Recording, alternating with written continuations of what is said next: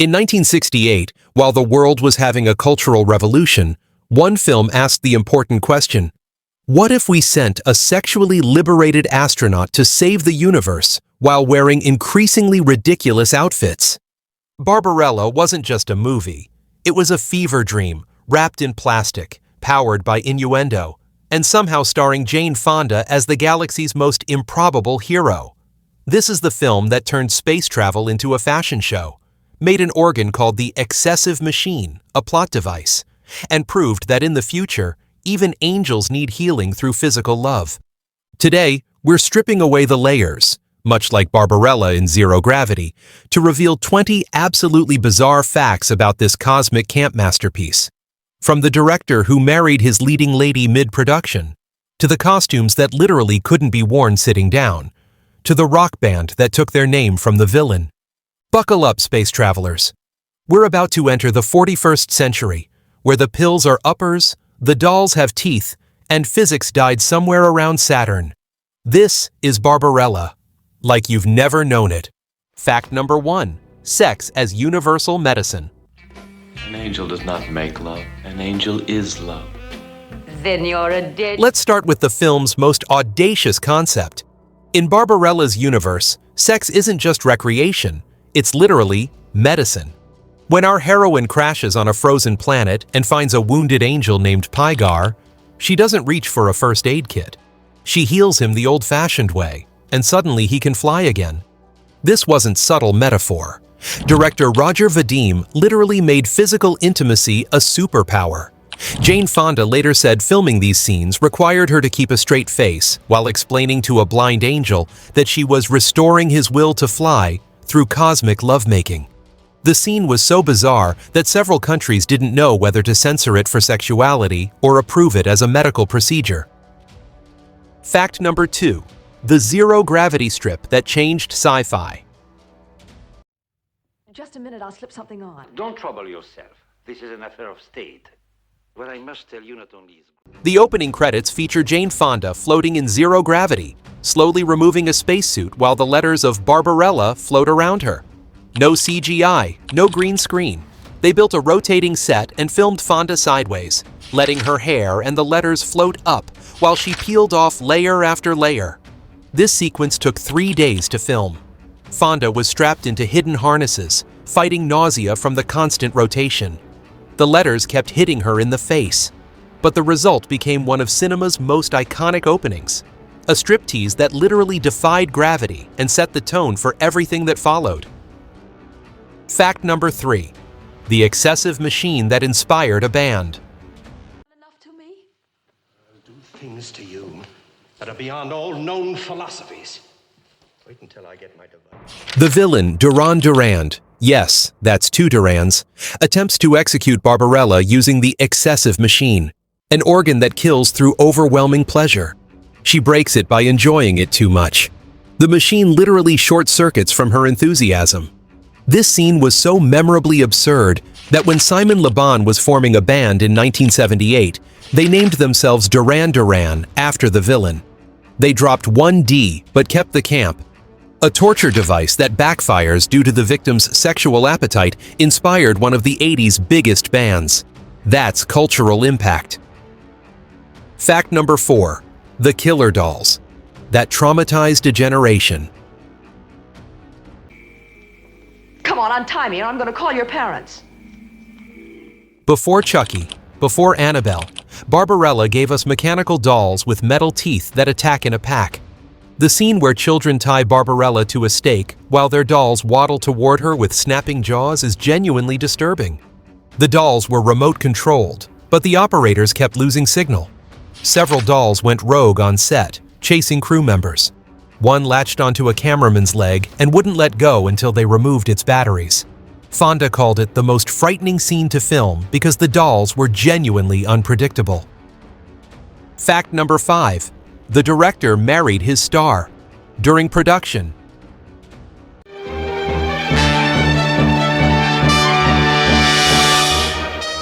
Roger Vadim and Jane Fonda weren't just director and star, they became husband and wife during filming. Vadim had already been married to Brigitte Bardot and would later marry Catherine Deneuve. He had a type, blonde bombshells who he could transform into cinema icons. But the marriage affected the film profoundly. Vadim would rewrite scenes at night based on conversations with Fonda. The costume designs got more revealing as their relationship intensified.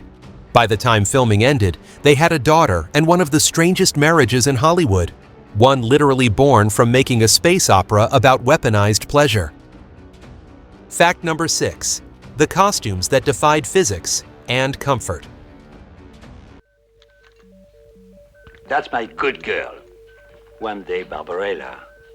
Costume designer Jacques Fontaret created outfits that weren't meant for human bodies. The famous plastic breastplate with the green cape? Fonda couldn't sit down in it. The chainmail bikini? It weighed 20 pounds and left marks. Each costume change required a complete rebuild of the shooting schedule, because some outfits took 2 hours to put on and couldn't be removed without destroying them. The metallic bodysuit was literally bolted onto Fonda each morning. She ate through a straw and couldn't use the bathroom for entire shooting days. Fashion came first. Functionality didn't exist. Fact number 7. The pill-popping future. No, not like that. Like on Earth, on Earth, the pill. In Barbarella's 41st century, sex has been replaced by pills. Citizens take exaltation transference pellets instead of physical contact, considering actual touching primitive. The film predicted a future where human connection would be medicalized and sanitized. The pill scene was controversial even by 1968 standards. While The Summer of Love was promoting free expression, Barbarella showed a future where that freedom had been pharmaceuticalized. Ironically, the censors had no problem with this scene, while cutting actual romantic moments. Drugs were fine. Human contact was dangerous. Fact number 8. Dino De Laurentiis's bargain bin space opera. It's the fumes. They make one want. Producer Dino De Laurentiis wanted to cash in on sci-fi's popularity, but with a fraction of the budget. The entire film cost $9 million, less than some single scenes in contemporary sci-fi films. The futuristic sets were built from discarded airplane parts, Christmas decorations, and inflatable furniture from a department store. The spaceship interior was literally bubble wrap glued to plywood. The ice planet, shaving cream and cotton balls. De Laurentiis proved you didn't need money to make something memorable, just audacity. Fact number 9. The scientist named after a real sex researcher. Your mission, then. Find Durand. Durand wasn't just a ridiculous name, it was a play on Durand, referencing the contemporary sex research of the 1960s. Vadim was making a direct connection between his villain's pleasure machine and real-world scientists studying human sexuality. The character was supposed to represent the dangers of reducing human experience to pure mechanics. Milo O'Shea played him as a mad scientist, crossed with a deranged organist, creating one of cinema's strangest villains, a man who literally weaponized the orgasm. Fact number 10. The blind angel, who could actually see. How awful. It no longer matters. It's all in the past. Pygar. John Philip Law played Pygar, the blind angel, but he could see perfectly through his blind contact lenses. This created surreal moments where he'd catch Fonda when she stumbled, despite being supposedly sightless. Law later revealed he played Pygar as if he could sense everything through other means, essentially giving the character supernatural perception while being technically blind. His delivery of, "An angel doesn't make love, an angel is love," became an accidental philosophy statement that transcended the camp. Fact number 11. The smoking, liquid, and evil essence. Oh, no, stop! I command it! I'm Durand! The Mathmos, a living, evil lake beneath the city, was created using heated oil, dry ice, and green lights. The effect was so toxic that crew members had to wear masks between takes. Fonda nearly passed out during the scene where she's lowered toward it. The substance was meant to represent pure evil in liquid form, feeding on negative emotions. It was defeated by Barbarella's innocence, literally too pure for evil to digest. The metaphor was heavy-handed, but the visual of bubbling green evil became surprisingly influential in later sci-fi. Fact number 12. Anita Pallenberg's real-life danger. Ever heard of a young scientist named Durand? Yes? Anita Pallenberg played the Black Queen with such intensity that crew members were genuinely frightened of her. She stayed in character constantly, smoking constantly, and carrying real knives that weren't props. Her chamber scene with Barbarella, featuring a hookah that supposedly contained essence of man, was largely improvised. Pallenberg made up most of her dialogue on the spot, and Fonda's confused reactions are genuine. The scene's lesbian undertones were so strong that several countries cut it entirely, though Vadim insisted it was about power, not sex.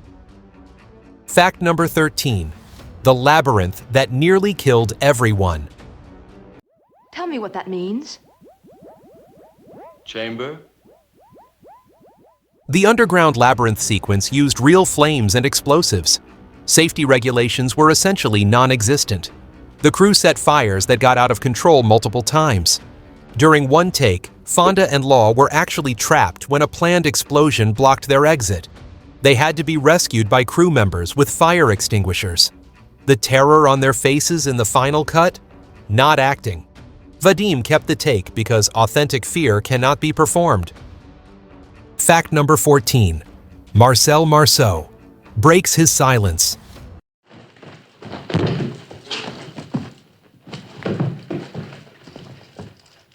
The pill. The legendary mime. Marcel Marceau took the role of Professor Ping specifically because it required him to speak, breaking his professional silence for comedy. His delivery of scientific exposition in a thick French accent, while wearing a costume made of inner tubes, became surreal art. Marceau later said it was the most fun he'd had performing, because after 20 years of silence, every word felt like rebellion. His scenes were shot in one day, and he improvised most of his gestures, treating language itself as a physical comedy prop. Fact number 15. The invisible wires that weren't. And this is the labyrinth. All that is not evil is... The flying sequences used visible wires that nobody bothered to hide. Vadim's philosophy was, if we can see them, they're not trying to trick you, they're part of the honesty. This became accidentally brilliant. The film never pretends to be more than it is. The wire work was so dangerous that insurance companies tried to shut down production. Fonda and Law were suspended 30 feet in the air with no safety nets. When a wire snapped during one scene, Law caught Fonda mid-fall. They kept filming. The moment is in the final cut. Fact number 16. Censorship roulette around the world. Of the doors you see before you. Should you fail to choose, you will be given to the math. Every country censored different parts. Italy cut the violence but kept the sex. Britain cut the sex but kept the violence. Japan created their own edit that somehow made it more suggestive by what they removed. The Vatican condemned it. France celebrated it. America didn't know what to do with it. The MPAA created new rating guidelines specifically because of Barbarella. It exposed every loophole in their system. A film too weird to categorize forced censors to actually think. Fact number 17. The fur-lined spaceship. Fine feathered friend. There he is. Barbarella's spaceship interior was lined with fake fur, including shag carpet on the walls and a bed with programmed movements. The design was meant to suggest a womb in space, but critics called it a brothel with rockets. The fur caused constant continuity errors as it would mat differently between takes. Static electricity from the synthetic materials would shock actors constantly. Fonda's hair would stand on end after lying on the fur bed, requiring complete reshoots. The spaceship became a character itself, aggressively impractical. Fact number 18. The franchise that never was. Stormy precipitations, analysis of the atmosphere, terrestrial with a slight excess of oxygen. I count 6. De Laurentiis planned 3 Barbarella films. Scripts were written, sets were designed. Then the film's bizarre reception killed everything. It made money but confused everyone. Critics didn't know if it was brilliant satire or expensive trash. Decades later, directors from Robert Rodriguez to Robert Zemeckis tried to remake it. Every attempt failed. The original exists in a specific moment, 1968's collision of sexual revolution, space race, and pop art. It can't be recreated because that cultural moment is gone.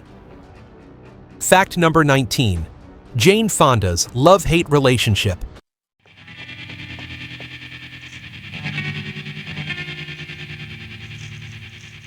Fonda has spent 50 years with mixed feelings about Barbarella. She's called it embarrassing, empowering, stupid, and important, sometimes in the same interview. She refused to discuss it for decades, then embraced it as feminist camp.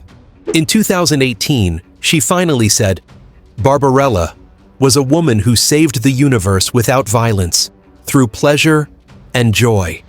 Maybe we were ahead of our time." The film she once tried to forget became a statement she didn't know she was making. Fact number 20. The permanent pop culture infection.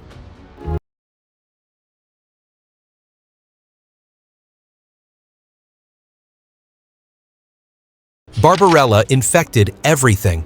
Fashion designers still reference the costumes. Musicians sample the soundtrack. The aesthetic appears in music videos, commercials, and runway shows. Lady Gaga, Beyoncé, and Ariana Grande have all channeled Barbarella looks.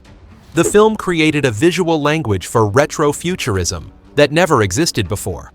It's what the future looked like in 1968, naive, sexual, dangerous, and wrapped in plastic. Every space-age fashion shoot owes something to Barbarella's fearless commitment to looking ridiculous. Bonus fact: the missing footage. 20 minutes of footage was cut and destroyed after the initial screening. This included an entire subplot about a planet of invisible men and an extended sequence in the Mathmos. Vadim burned the negatives himself, saying, "Some mistakes should stay buried." Film historians have searched for decades, but the footage is gone. We'll never know what was too weird for a film that included killer dolls and orgasm machines. That might be Barbarella's greatest mystery.